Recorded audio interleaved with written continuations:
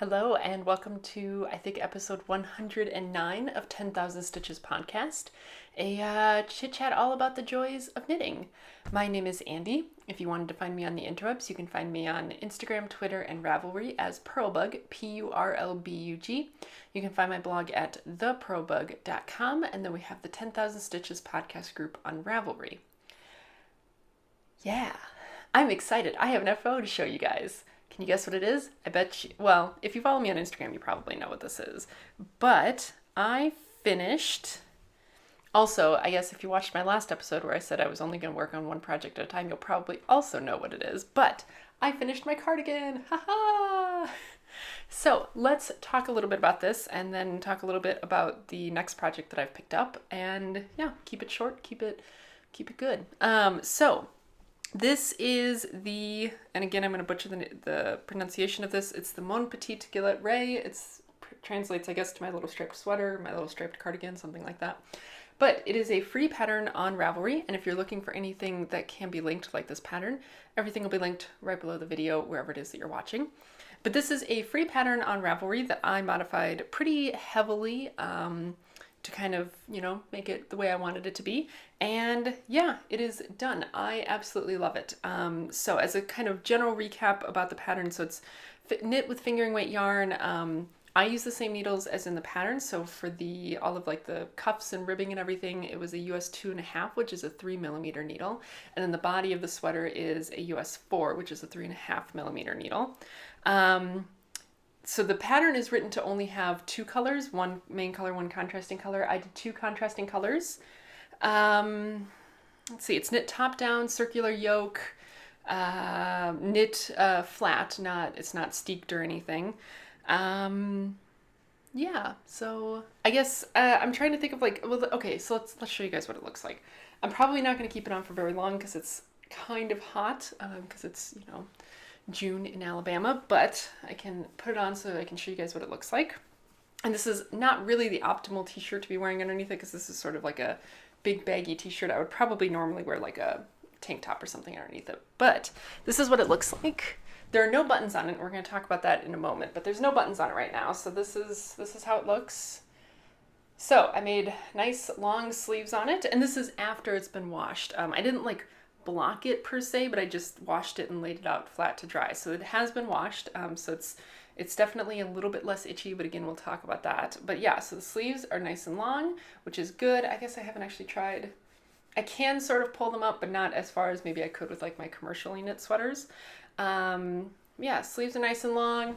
It goes to right about there. So like the waistband of my shorts is here. So it goes pretty well past that. So it's good like that. It's nice and long. Yeah, fits me well. If you guys remember, I think did I post about it on Instagram or did I mention it on a podcast? I think once I had split for the sleeves the second time, since I split too early the first time, I'd mentioned that it was like a little bit tight in the armpits and I was a little bit worried. It is definitely not anymore. So there's plenty of room there. So it did kind of relax down a little bit, but I'm going to take this thing off now because it's hot. So, modifications I made to the pattern, and these are all on my project page on Ravelry, so I'll make sure to link to that as well. And I'm actually thinking about maybe at some point writing up sort of a pattern of my own, since I made so many modifications that it's not really the same pattern anymore. And sort of, I don't know, putting that out there for someone else to use if they want it, sort of like an easier to read kind of compendium of what I did. But I added short rows after the ribbing at the top, so you can see the short rows there, that sort of gray crescent, before I started my contrasting stripes. I did an extra set of increases on the yoke to make it a little bit bigger around the body. I knit a little bit sort of further. I changed sort of the spacing of the increases and then knit a little bit longer after the last increases than what the pattern would have called for. Before I split for the sleeves. But again, that's just to sort of account for like my body proportions. I think I knit the body maybe longer again than the pattern just because I'm a tall person. I knit the ribbing sort of bottom up and then Kitchenered it to the rest of the to anywhere that needed to be attached except for at the neckband. So on the bottom of the sweater and on the sleeves, this was all Kitchenered on after the fact. I added sort of the basted side seams. I've talked about these before. I'll link to a blog post about them that sort of explains them. But basically, I just sort of did a purl stitch where there would normally be a side seam and then sort of mattress stitched up that purl column. And it sort of creates like a faux seam just to kind of help to give us a garment a little bit of structure. So that's where that is. You can kind of see it a little bit if I sort of pull the fabric apart. And those lined up with the seams on the sleeves because I wound up knitting the sleeves flat rather than in the round, just so that I knew that my gauge wouldn't change and so that I would have a little bit easier time with like the stripes and not having to worry about like trying to do some weird method for jogless stripes that never actually works. So yeah, what else? I did an equal number of stripes on the sleeves as I did on the body, which is kind of hard to see because like when I hold it up, the sleeves, you can kind of see it there. The sleeves kind of line with the body. And then I did the rest of the sleeve in just the main color, which in hindsight, I wish I hadn't done because I like lost yarn chicken in terms of my main color. So I had 3 skeins of this main gray color. This was the 3rd skein. And I had to bust into this for just like the last little bit of the bind off of the 2nd side of the button band. And so like, had I not done this, I would have been more comfortable in terms of how much yarn I had. So I think in hindsight, I maybe would have done just like 1 or 2 more stripes on the sleeve if I was in that sort of position again. So then speaking of the button bands, I did not do the same button bands as in the pattern. I did sort of a folded over double thick button band, which I'm happy with the button band itself. So this is the side that should have buttons on it, which I don't have. But so this is just sort of what it looks like. And it's very nice and clean looking. I really liked it. I did the button band with the smaller needle, so the US 2.5, and then I just sort of seamed that facing down in the back. And I think it looks really nice and professional. On the other side where I did the buttonholes, I'm not really pleased with how my buttonholes look. I just think, I don't know, like they're not bad. So that's the little buttonhole there. They're not bad, but they're not great. So I don't know. And I picked up some buttons, but they weren't quite the right size. So like, I don't know what I'm gonna do about buttons. For now, I think I'm just gonna wear it open front and see how I like it. And then if I decide I do need buttons, I will either get some buttons, or I know there's like, what company is it? Jewel Designs, I think, sells these really cool sort of like removable closures that you can have to like close up sweaters. So maybe I'll get one of those. I don't really know. But the point is that it's done and it fits and I love it. And I'm really, really happy with it. And I think I will definitely make another one again. And so in terms of how much yarn I had left, so like I said, I had this 3rd skein basically completely left over. I maybe took a gram out of this. So I only used 2 skeins of the main color, and then my 2 skeins of contrasting color, I still have, I think maybe about 40 grams or so left. I don't know, I have the numbers on my project page, but I forgot to look them up first. But yeah, so I still have a fair amount of each of the contrasting skeins. So my guess is that I probably, if I were to knit this again, with only 1 contrasting color, I would probably need 2 skeins of main color and like about 1.5 skeins of contrasting color. So it's basically gonna be a 4 skein project, kind of no matter what. But you know, it's not too bad. I'll take it. Let's see, other than the button band, sort of figuring out what I would do differently with the button band. The only other thing I think I would do differently next time is I would maybe not do ribbing at the bottom. I would maybe just do sort of like a folded hem at the bottom, or maybe do the ribbing on the same size needle as the body, because I did it on the smaller size needle, and I think maybe I would do it on the 4, just because, I don't know. It kind of pulls it really weird, and like if I'm wearing it open front, it kind of like pulls it in a little bit more than I would prefer at the bottom. But I haven't actually been able to wear it yet, so we'll see. We'll see how I feel about it after some wear. But yeah, I'm really, really pleased with it. Would recommend this pattern. I think it's a good sort of beginner pattern, not just because it's free for one thing, but because like so many people have knit it that there's just a lot of like resources out there for modifications other people have made. So like, yes, it's maybe not a great pattern if you don't want to put any thought into it, but if you're kind of like interested in knitting your first sweater and you want to kind of have an ability to like make it your own and customize it and stuff, I think this is a really great option because you can look through the project pages and find a lot of notes that people made on the modifications that they did, and you know, you can kind of do whatever you want. It's a great sort of blank canvas for that. So yeah, would recommend. Where's my water? Thirsty. So yeah, so that's my FO. I actually just finished it yesterday and gave it a wash and let it dry overnight. So it probably needs to dry just a little bit more, but yeah, that's done. That was finished just yesterday. So pretty pleased with that. And of course, I had to pick up the next thing immediately. So again, if you watched my last episode, you'll know that I'm kind of doing this extreme monogamous knitting. And so the next sweater that I was planning on finishing is my top-down sort of modded lightweight raglan pullover. So the lightweight raglan pullover is a pattern by PURL SOHO, another free pattern for sock white yarn, which I would definitely recommend. And I knit one of those bottom up, like the pattern is written, and I decided that I would rather knit the next one top down.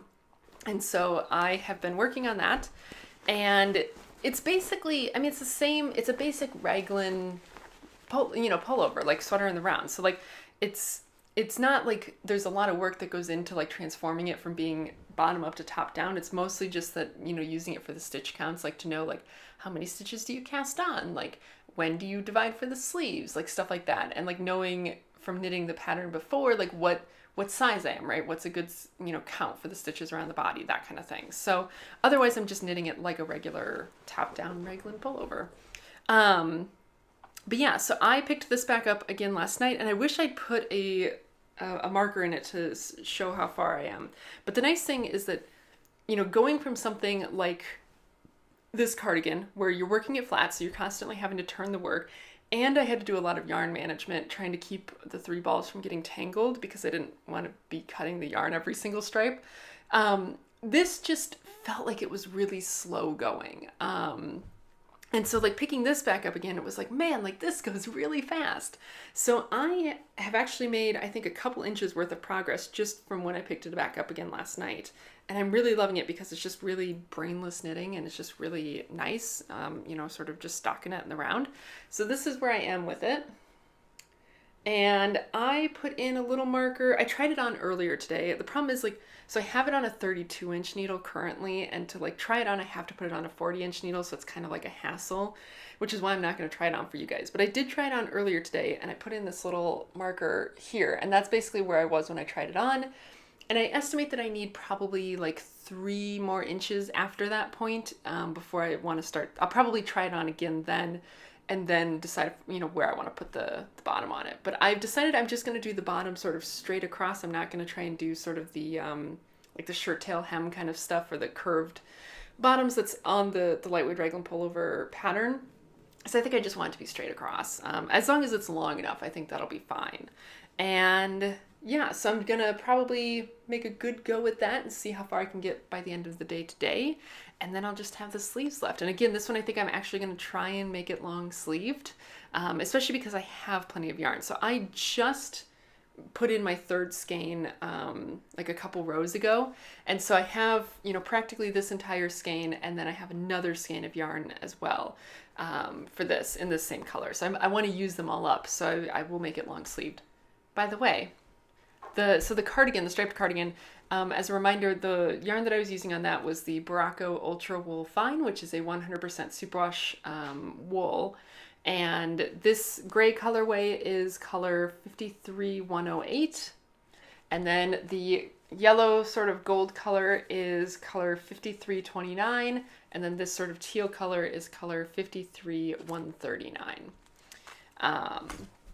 And then, so then this yarn is my hand-dyed yarn on the Knit Picks Felici base, which is a 7525 superwash merino nylon blend. And let me tell you, this feels so much softer now compared to this. Like, this is a rustic yarn, I would say, which I think is definitely going to take me a little bit of time to get used to wearing. Like, when I bought it at the yarn store, someone who was there said that she had used the DK version of this to make a sweater, and that it does soften up in the wash. And I would agree. This is definitely softer now than it was before I gave it a soak. But it's still not super soft. So it is definitely going to take me some time to kind of get used to wearing wool that rough on my entire torso. And I don't know if you guys saw me, but like when I was trying it on earlier, it seems like every time I try it on, I get an itch like right here, right kind of on my sternum. So I don't know if that's just coincidence or if it's because of that wool making me itchy there. But Yeah, we'll have to see. I would be really disappointed if I can't actually wear it, but if it's just too rough, then that's how life goes. I don't know if I've talked about this before, but I used to think I was actually allergic to wool. And I don't think I'm allergic to wool, but I think I am very sensitive to rougher wools. And so that's why, you know, like for me, it's really got to be things like merino and stuff like that, unless I'm wearing like a pretty heavy shirt underneath it, because it's like I'm not allergic, but I'm just very sensitive to sort of that rough feeling. So that's a bummer. But anyway. Hey guys, future Andy here, who's editing this video, and I thought I would make a quick little blurb here and let you guys know that I did actually wind up wearing the cardigan for an entire day at work today, and it was totally fine. So I think what was happening was I was just getting a little bit overheated when I was hanging out in the apartment and trying on the sweater. And so when I was in sort of a cooler environment like my office, it wound up being no big deal. So yay, that's good, and it means that I can actually wear the sweater, and it was like the coziest, most wonderful thing ever. So that was a super great feeling to be able to wear something that I made for an entire day, like a normal piece of clothing. So that's pretty neat. But anyway, back to past Andy, to keep telling you about whatever it is that I was telling you about. Where was I going with this? But so yeah, so this one, so then I'll just have the sleeves left and then I'll be done with it. And then I can pick up my last remaining sweater project, which I'm kind of, so my last remaining sweater project, and again, I don't want to get too far ahead of myself, but I guess now that is going to be the next one, is a poly that I started with sort of some of that, I think it's like the last of the BFL sock yarn that I have. And it's sort of in some like bright neon colors. And I had started a poly, which is a top-down cardigan, and I'm not sure that I really want to continue with that. I might wind up ripping it back and make another sort of just basic pullover and do some like fun things with stripes. Like I've been kind of looking at some project pages for the RAVELLO, which is a fingering weight sweater by ISABELLE KRAEMER, who's the same person who wrote the poly pattern.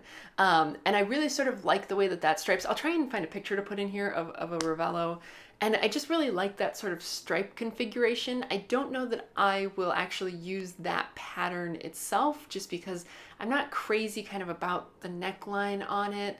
But I like sort of the way that those stripes are and the way that the colors are laid out in it. So I might sort of do something like that, but neon. So yeah, we'll see. But the point is I want to finish this up first, and then I will think about that. And hopefully this will be a quick one. Like I'm thinking that once I can get going on the sleeves, hopefully it should go quick. I know that's like very wishful thinking because, you know, it's not called Sleeve Island for nothing, but I have found, at least, you know, with this thing, once I really restricted sort of my focus and said, you know what, like I'm going to work on this until it's done, and this is all I'm going to work on, the sleeves definitely went a lot faster. Like once it became like, no, like you have to finish this, and like you're not going to pick up something else, you're not going to cast on something else, like you need to finish this. I felt like the sleeves became less of a slog. Maybe that was just a temporary thing, or maybe it was because I was so excited to have that done. I don't know, but I'm hoping that maybe sort of this whole like only like really monogamous knitting makes the sleeves less of a Sleeve Island sort of situation and more of like a Sleeve Island paradise. Yeah, right, probably not. But yeah, so that's sort of where I'm at right now. I did also finish my socks that I was working on at work, my very first pair of work socks, which are currently in the closet because I've already worn them. I'll put a picture up here of them. I put a picture on Instagram because I wasn't sure when I was going to record next, but they're just another pair of short socks in Patton's Croix in the, I think it's the rose brown marl, something like that. It's sort of pinks and browns. And yeah, and I wore them like the day after I finished them, and they were super comfortable, and I'm super excited to have another pair of short socks wearable. And I started another short sock again, just to kind of keep in a drawer at work for when I'm, you know, stuck on a call, or sometimes I'll have things where it's like I'm trying to, you know, write a program to do something, and I'll be debugging, and I will have to sort of, you know, run it and figure out where it's gonna crash. But that can sometimes take a little while, like, but it's not like a long time, right? Like it's typically not like, oh, this is gonna take half an hour and I can move on to something else. It's like, this is gonna take 3 minutes before it's going to crash, and then I have to do something and then run it again, and then it's going to take another couple minutes, and then it'll crash, and then I fix something else, right? So it's kind of tough when I'm dealing with those lengths of time, because it's like I don't want to constantly be dividing my attention and being like, all right, well, now I'm going to go do this, and then I'm going to get interrupted, and then So it's like, that's where it's really nice to kind of have something where it's like, okay, I can just knit a couple rows on the sock while I'm waiting for it to finish and then move on. So that's, you know, I've unfortunately been doing a lot of that at work lately, which means fortunately, I guess I've made a decent amount of progress on my work socks, but it is not necessarily fun to do that kind of stuff. Like, it's kind of annoying to constantly be like, why isn't this working? And like troubleshooting stuff like that. But yeah, that's kind of it for the knitting stuff, especially because I guess we don't have like a knit along or anything going on right now, and I haven't done any dyeing lately. So yeah, that's it for the knitting. So if that's all you were here for, thanks very much for hanging out, and I will see you again next time. Otherwise, I can catch you guys up on a little bit of what I've been up to. I think it's only been 2 weeks maybe since I recorded last, about 2 weeks. So Wesley was gone again for work this past week, so it's very nice having him home. And otherwise, like, I've just sort of been like busy with work and trying to not die in like the Alabama heat.